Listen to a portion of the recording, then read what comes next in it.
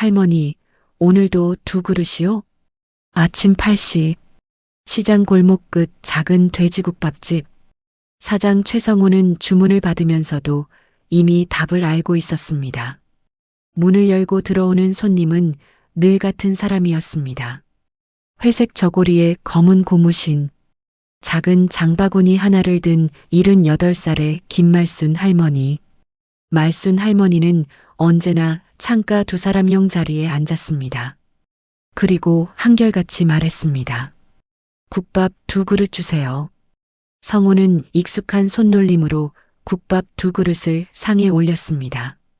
김이 모락모락 피어오르는 국밥, 갓 담근 김치, 새우젓과 부추, 모든 것이 똑같았습니다. 달라지는 것은 단 하나뿐. 한 그릇은 늘 비어 있다는 것이었습니다. 처음에는 모두 이상하게 생각했습니다. 혼자 오시면서 왜 두 그릇을 시키시지? 손님들끼리 수군거렸습니다. 어떤 사람은 남은 국밥을 포장해 가는 줄 알았고, 어떤 사람은 식성이 좋은 분이라고 생각했습니다. 하지만 아니었습니다. 말순 할머니는 첫 번째 국밥만 천천히 드셨습니다. 그리고 맞은편에 놓인 두 번째 국밥은 한 숟갈도 건드리지 않았습니다. 국물이 식고 고기가 굳어갈 때쯤 할머니는 조용히 자리에서 일어나 계산대로 오셨습니다. 잘 먹었습니다. 할머니, 성우가 조심스럽게 말했습니다. 포장해 드릴까요? 말순 할머니는 미소만 지었습니다. 아니에요. 저 사람은 늘 천천히 먹는 버릇이 있었거든. 성우는 그 말을 이해하지 못했습니다. 이런 일이 하루 이틀도 아니었습니다. 월요일, 수요일, 금요일, 비가 오는 날도, 눈이 오는 겨울도 말순 할머니는 빠지지 않고 찾아왔습니다. 딱 오전 8시, 그리고 언제나 국밥 두 그릇. 어느 날, 아르바이트를 새로 시작한 대학생 민지가 물었습니다. 사장님, 저 할머니는 왜 저러시는 거예요? 성우는 고개를 저었습니다. 나도 몰라. 우리 가게 생긴 지 8년인데 8년 동안 한 번도 안 변하셨어. 민지는 창가를 바라봤습니다. 말순 할머니는 맞은편 빈자리를 보며 가끔 혼잣말을 하셨습니다. 오늘은 짜지 않지? 부추 좀 더 넣어줄까? 천천히 먹어. 민지는 순간 소름이 돋았습니다. 분명 혼자였는데 누군가와 대화하는 것처럼 보였기 때문입니다. 그날 오후 시장 상인들이 식당에 모였습니다. 과일가게 박 사장이 웃으며 말했습니다. 말순 어르신 또 두 그릇 드셨나? 네. 성우가 대답했습니다. 그러자 정육점 주인이 한숨을 쉬었습니다. 참 안타깝지. 성우는 귀가 번쩍 뜨였습니다. 안타깝다니요? 상인들은 서로 얼굴을 바라봤습니다. 잠시 후 박 사장이 입을 열었습니다. 자네, 정말 아무것도 모르고 있었나? 성우는 천천히 고개를 끄덕였습니다. 박 사장은 깊은 한숨을 내쉬었습니다. 그 할머니, 원래는 혼자 다니는 분이 아니었네. 그 말에 식당 안이 조용해졌습니다. 하지만 그 순간 시장 입구에서 큰 소란이 들려왔습니다.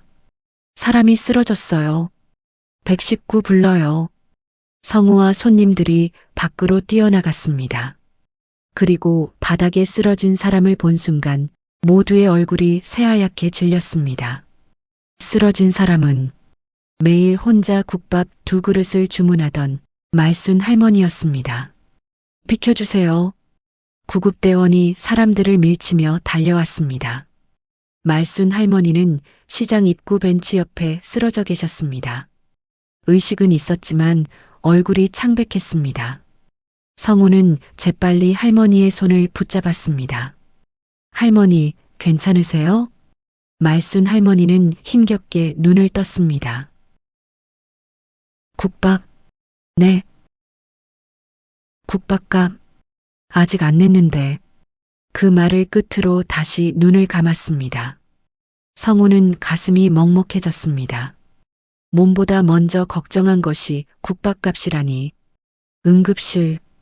다행히 큰 병은 아니었습니다. 며칠째 제대로 식사를 하지 못해 저혈당이 온 것이었습니다. 의사는 성우를 보며 물었습니다. 보호자이십니까? 성우는 잠시 망설였습니다. 아닙니다. 그냥 단골 손님입니다. 의사는 차트를 넘기며 한숨을 쉬었습니다. 혼자 사시는 분 같은데 영양 상태가 너무 좋지 않습니다. 연락할 가족도 없네요. 그 말을 듣는 순간 성우는 이상한 의문이 들었습니다.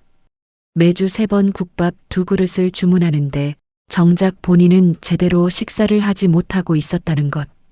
그날 저녁 시장 상인들이 병문안을 왔습니다. 과일가게 박 사장, 정육점 김 사장, 반찬가게 순이 아주머니, 모두 말순 할머니를 오래 알아온 사람들이었습니다. 병실은 오랜만에 사람들로 북적였습니다. 순이 아주머니가 사과를 깎으며 말했습니다. 언니, 이제는 그만 혼자 버티세요. 말순 할머니는 희미하게 웃었습니다. 괜찮아. 나 아직 약속 안 끝났어. 성우가 조심스럽게 물었습니다. 무슨 약속이요? 병실 안이 조용해졌습니다. 상인들은 서로 눈치를 보았습니다. 한참 뒤 박 사장이 입을 열었습니다. 성우 씨, 이제는 알아도 될 것 같네. 30년 전 일이었어. 박 사장은 창밖을 바라보며 이야기를 시작했습니다. 그때 시장은 지금보다 훨씬 활기가 넘쳤습니다. 시장 한복판에는 작은 국밥집 하나가 있었습니다. 주인은 말순 할머니의 남편 김영달 씨였습니다. 국물이 끝내줬지. 정육점 김 사장이 웃으며 말했습니다. 새벽 3시부터 뼈를 고았으니까. 말순 할머니는 홀을 보고 영달 씨는 주방을 맡았습니다. 두 사람은 시장에서 소문난 인꼬 부부였습니다. 그런데 어느 날 영달 씨가 갑자기 사라졌습니다. 사라졌다고요? 성우가 놀라 묻자 박 사장은 천천히 고개를 끄덕였습니다. 그날도 평소처럼 새벽에 가게를 나섰어. 그런데 끝내 돌아오지 않았지. 경찰에 신고도 했고 전단지도 붙였습니다. 하지만 흔적조차 찾지 못했습니다. 시장 사람들은 모두 사고를 의심했습니다. 그러나 시신도 유품도 아무것도 발견되지 않았습니다. 그날 이후 말순 할머니는 혼자가 되었습니다. 그럼 국밥 2그릇은? 성우의 질문에 순이 아주머니가 눈시울을 훔쳤습니다. 두 분은 약속이 하나 있었어. 아무리 바빠도 아침은 같이 먹자. 국밥집을 운영하던 시절 두 사람은 손님을 받기 전에 항상 국밥 2그릇을 마주 놓고 함께 먹었습니다. 손님이 밀려도 비가 와도 명절에도 그 약속만큼은 한 번도 어긴 적이 없었습니다.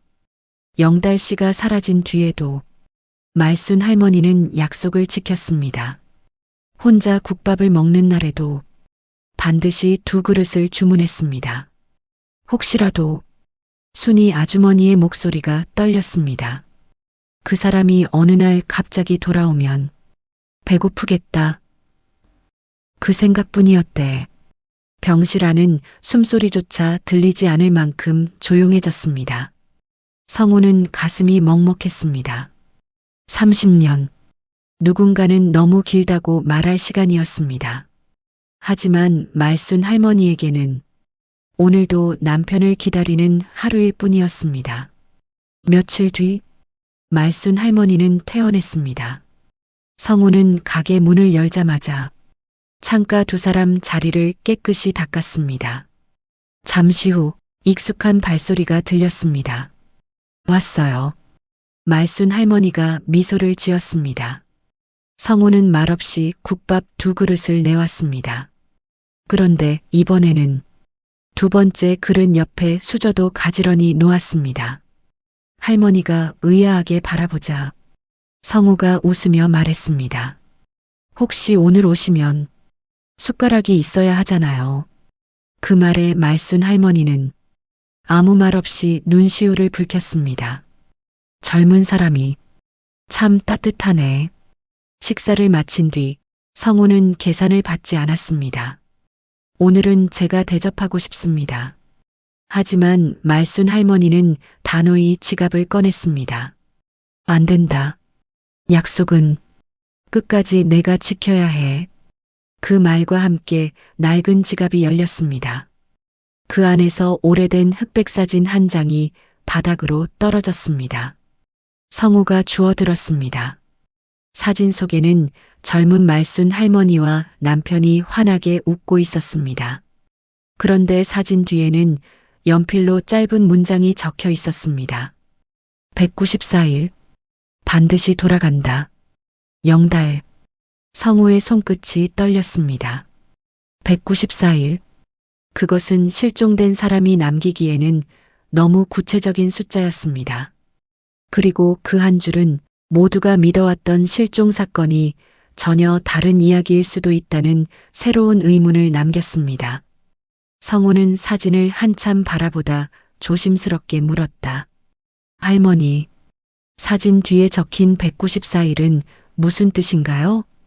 말순 할머니는 사진을 받아 손끝으로 글씨를 쓰다듬었다. 희미해진 연필 자국. 하지만 그 숫자는 아직도 선명했다. 잠시 눈을 감은 할머니가 천천히 입을 열었다. 영감이 떠나기 전날 적어준 거야. 지금으로부터 30년 전 시장 경기는 하루가 다르게 나빠지고 있었다. 국밥집 손님은 절반으로 줄었고 밀린 외상 장부만 두꺼워졌다. 은행 빚은 늘어났고 건물 월세는 석 달째 밀려 있었다. 어느 날 밤 영달은 말순 앞에 작은 종이 한 장을 내밀었다. 나 배를 타려고 해. 말순은 깜짝 놀랐다. 배? 무슨 배? 원양어선. 순간 숟가락이 바닥에 떨어졌다. 당신 미쳤어요? 그 일이 얼마나 위험한데. 영달은 아무 말 없이 말순의 손을 꼭 잡았다. 딱 한 번만 다녀오면 빚 다 갚을 수 있어. 우리 국밥집도 살릴 수 있고 당신도 더는 새벽마다 고생 안 해도 돼. 말순은 끝내 고개를 저었다. 돈 없어도 돼. 당신만 있으면 돼. 그러나 영달은 이미 결심한 눈빛이었다. 출항 전날 영달은 시장 골목 끝에서 사진 한 장을 찍었다. 환하게 웃는 두 사람. 사진을 건네며 그는 연필을 꺼냈다. 그리고 뒤에 짧게 적었다. 194일. 반드시 돌아간다. 왜 194일이에요? 말순이 묻자 영달이 웃었다. 항해 기간이래. 194일만 지나면 내가 제일 먼저 국밥 2그릇 먹으러 올게. 말순은 울면서 영달의 등을 때렸다. 거짓말하면 가만 안 둬. 영달은 손가락을 내밀었다. 약속? 두 사람은 새끼손가락을 걸었다. 그것이 마지막이었다. 출항한 지 2달쯤 되었을 무렵 영달에게서 편지가 한 통 도착했다. 말순아, 바다가 생각보다 거칠다. 그래도 걱정하지 마. 돌아가면 당신 쉬게 해줄게. 국밥도 이제 내가 끓일게. 말순은 그 편지를 수십 번 읽었다. 그리고 달력을 보며 날짜를 하나씩 지워나갔다. 194일, 193일, 192일. 기다림은 숫자가 되어 벽에 붙었다. 하지만 97일째 되던 날, 전화 한 통이 걸려왔다. 김영달 선원 가족분 맞습니까? 말순의 심장이 철렁 내려앉았다. 태풍, 통신 두절, 수색 중. 상세한 내용은 확인 중이라는 말만 반복됐다. 그날 이후 연락은 완전히 끊겼다. 정부와 선사, 해경까지 수색에 나섰지만 끝내 영달의 행방은 확인되지 않았다. 사망을 단정할 수도 살아있다고 말할 수도 없는 상황. 말수는 그 말을 받아들일 수 없었다. 194일만 기다리면 온다고 했는데 영감은 약속을 어길 사람이 아니야. 194일째 되는 날, 말수는 새벽부터 국밥을 끓였다. 예전처럼 2그릇을 담았다. 식탁 맞은편에는 영달의 숟가락도 놓았다. 하지만 하루가 지나고 이틀이 지나도 영달은 돌아오지 않았다. 시장 사람들은 장례를 치르자고 했다. 사망 신고를 하자고도 했다. 그러나 말수는 고개를 저었다. 아니, 난 못해. 영감은 돌아온다고 했어. 약속한 사람이야. 그날 이후 말수는 더 이상 국밥집을 운영하지 않았다. 대신 시장 끝 작은 국밥집을 찾아 매주 3번 반드시 국밥 2그릇을 주문하기 시작했다.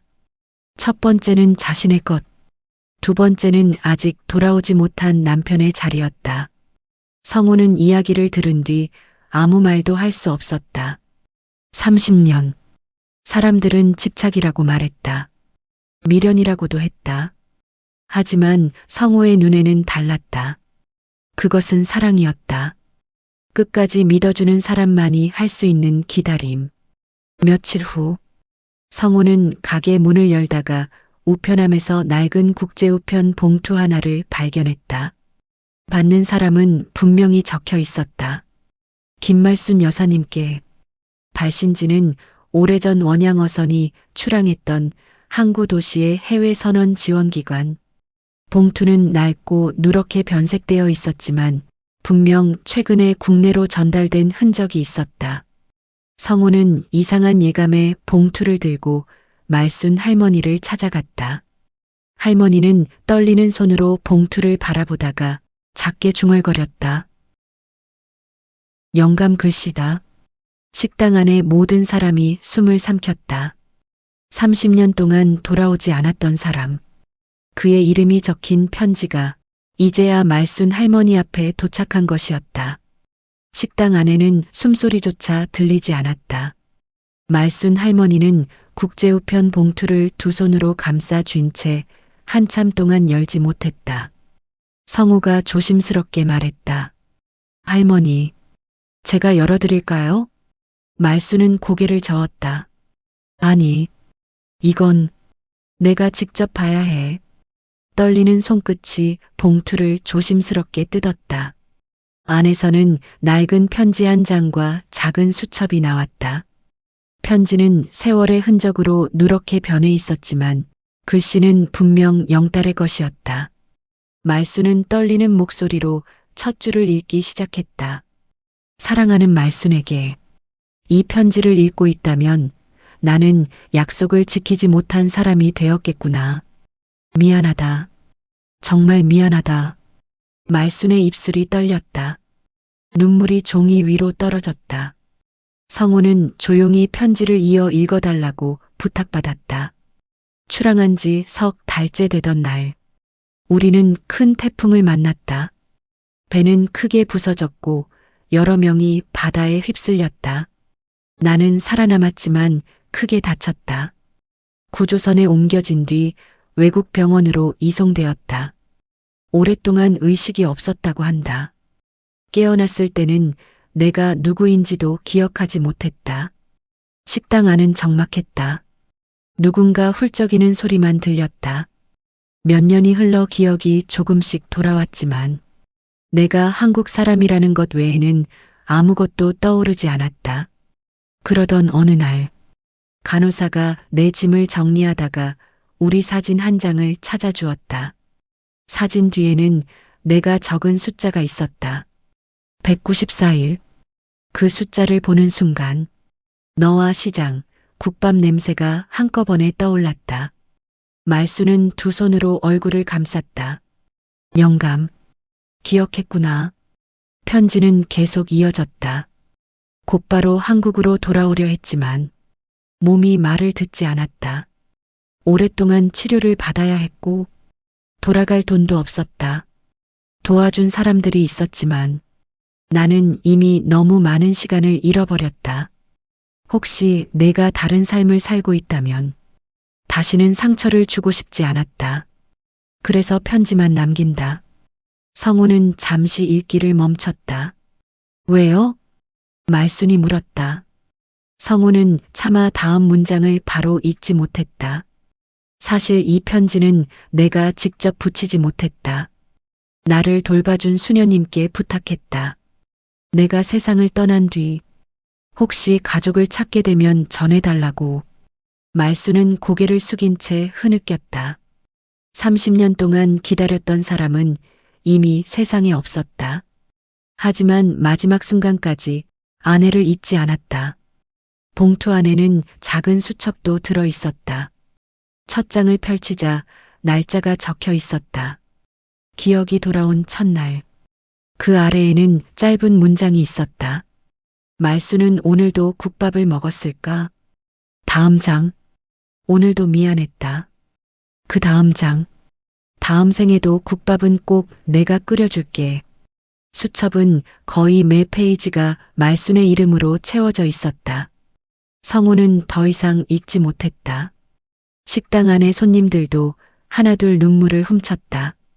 그때 편지 맨 아래에 작은 메모가 하나 더 보였다.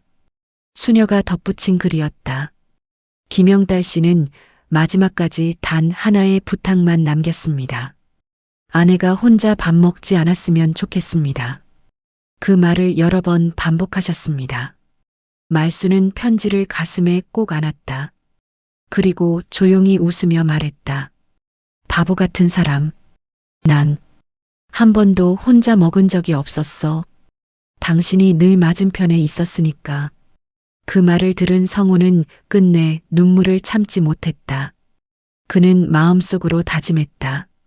이제부터는 할머니가 정말 혼자 밥 먹는 일은 없게 하겠습니다. 그 다짐은 며칠 뒤 시장 사람들 모두의 약속이 되었다. 편지가 도착한 뒤 며칠 동안 말순 할머니는 식당에 나오지 않았습니다. 시장 사람들은 모두 걱정했습니다. 혹시 몸이 더 안 좋아지신 건 아닐까? 충격이 너무 컸던 것 같아. 성우는 국밥을 끓이면서도 자꾸 창밖을 바라봤습니다. 아침 8시. 문이 열릴 때마다 습관처럼 고개를 들었지만 익숙한 고무신은 보이지 않았습니다. 사흘째 되던 날, 성우는 직접 말순 할머니 댁을 찾아갔습니다. 낡은 대문은 반쯤 열려 있었습니다. 할머니, 조심스럽게 부르자 안에서 익숙한 목소리가 들렸습니다. 성우 씨 왔나? 마당에는 커다란 대야가 놓여 있었고 말순 할머니는 무언가를 정성껏 닦고 계셨습니다. 가까이 다가가 보니 오래된 녹그릇 2개였습니다. 이건 영감이랑 결혼할 때 장만한 밥그릇이야. 말순은 미소를 지었습니다. 오늘은 깨끗이 씻어주려고. 30년 동안 마음이 너무 바빠서 이제야 제대로 닦네. 성우는 아무 말도 하지 못했습니다. 그날 오후 시장 상인들이 하나둘 식당으로 모였습니다. 과일가게 박 사장, 정육점 김 사장, 반찬가게 순이 아주머니, 떡집 이 사장, 생선가게 김 씨. 30년 동안 말순 할머니를 지켜본 사람들이었습니다. 성우가 입을 열었습니다. 여러분, 우리 할머니께 국밥 한 그릇 대접해 드립시다. 박 사장이 웃었습니다. 한 그릇? 안 되지. 우린 시장 식구잖아. 그 말에 모두 고개를 끄덕였습니다. 다음 날 새벽, 시장은 평소보다 훨씬 일찍 불을 밝혔습니다. 정육점에서는 가장 좋은 사고를 가져왔습니다. 쌀가게에서는 햅쌀을 내놓았습니다. 반찬가게에서는 갓 담근 김치를 준비했습니다. 과일가게에서는 잘 익은 참외를 한 상자 들고 왔습니다. 꽃집 주인은 이름도 모르게 흰 국화를 한 다발 놓고 갔습니다. 누구도 돈 이야기를 하지 않았습니다. 모두 같은 마음이었습니다. 오늘만큼은 영달 형님도 같이 드셔야지. 아침 8시 성우는 말순 할머니를 모시러 갔습니다. 식당 문을 여는 순간 말수는 걸음을 멈췄습니다. 식당 안에는 시장 사람들이 모두 모여 있었습니다. 그리고 창가 맨 안쪽 자리, 언제나 말순 할머니가 앉던 두 사람 자리에는 새하얀 국밥 두 그릇이 김을 올리고 있었습니다. 하지만 오늘은 달랐습니다. 그 두 그릇을 중심으로 15개의 국밥이 둥글게 놓여 있었습니다. 마치 오래전부터 한 가족이었던 것처럼 성우가 앞으로 나왔습니다. 할머니, 오늘부터는 혼자 두 그릇 시키지 않으셔도 됩니다. 왜냐하면 이제 영달 어르신 자리는. 성우는 주변을 둘러봤습니다. 저희가 함께 지키겠습니다. 순간 식당 안은 울음소리로 가득 찼습니다. 말수는 떨리는 손으로 입을 가렸습니다. 이 사람들이 정말. 박 사장이 자리에서 일어나 말했습니다. 형수님, 30년 동안 형님 목까지 기다리셨잖아요. 이제는 우리가 형님 친구가 되어 드릴게요. 순이 아주머니도 손을 꼭 잡았습니다. 앞으로는 아침마다 같이 먹어요. 더는 혼자 계시면 안 돼요. 성우는 조용히 영달의 편지를 액자에 넣어 식당 한쪽 벽에 걸었습니다. 그 아래에는 작은 문장을 적었습니다. 약속은 시간이 아니라 마음이 지킨다. 손님들은 국밥을 기다리며 그 문장을 읽었습니다. 누군가는 부모님께 전화를 걸었고 누군가는 오래 연락하지 못했던 형제를 떠올렸습니다. 식당은 단순히 밥을 먹는 곳이 아니라 사람의 마음을 데우는 공간이 되어갔습니다. 몇 달 뒤 식당 입구에는 작은 나무 팻말 하나가 세워졌습니다. 혼자 오신 어르신은 함께 식사하실 수 있습니다. 그날부터 혼자 사는 어르신들이 조금씩 식당을 찾기 시작했습니다. 어떤 날은 5명, 어떤 날은 10명이 한 상에 둘러앉았습니다. 낯선 사람들이었지만 식사를 마칠 때쯤이면 서로의 이름을 부르고 웃고 있었습니다. 시장 사람들은 그것을 말순이 밥상이라고 불렀습니다. 시간은 다시 흘렀습니다. 어느 여름 아침, 말순 할머니는 평소처럼 창가에 앉았습니다. 하지만 이번에는 국밥을 2그릇 주문하지 않았습니다. 성우가 다가와 물었습니다. 오늘은 한 그릇만 드릴까요? 말순은 창밖을 바라보다 환하게 웃었습니다. 응, 이제 됐어. 영감이. 혼자 두지 말라고 했잖아. 난 이제 혼자가 아니거든. 성우는 조용히 고개를 끄덕였습니다. 잠시 뒤 따뜻한 국밥 한 그릇이 놓였습니다. 그러자 시장 상인들이 하나둘 자신의 그릇을 들고 같은 식탁으로 모여들었습니다. 형수님, 오늘은 제가 김치 올려드릴게요. 후식 참외도 준비했어요. 국물 식기 전에 드세요. 말수는 사람들을 바라보다 웃었습니다. 30년 동안 비어있던 마음 한구석이 따뜻한 국물처럼 천천히 채워지는 기분이었습니다. 창밖으로 여름 햇살이 시장 골목을 비췄습니다. 그 햇살 아래에서 말수는 마음속으로 조용히 말을 건넸습니다. 영감, 당신 약속 끝까지 지켰어. 그리고 이제는 괜찮아. 당신 몫의 따뜻함을 함께 나눠줄 사람들이 생겼으니까. 국밥은 금세 식습니다. 하지만 사람의 진심은 오래 남습니다. 함께 먹는 한 끼는 배만 채우는 것이 아니라 외로웠던 마음을 살리고 기다림에 지친 시간을 위로합니다. 그날 이후 시장 사람들은 종종 이런 말을 했습니다. 국밥이 맛있는 집은 많다. 하지만 사람을 울리고 웃게 하는 국밥집은 이곳 하나뿐이다. 그리고 창가의 그 자리는 더 이상 빈자리가 아니었습니다. 누군가를 기억하는 사람들로 언제나 따뜻하게 채워져 있었습니다.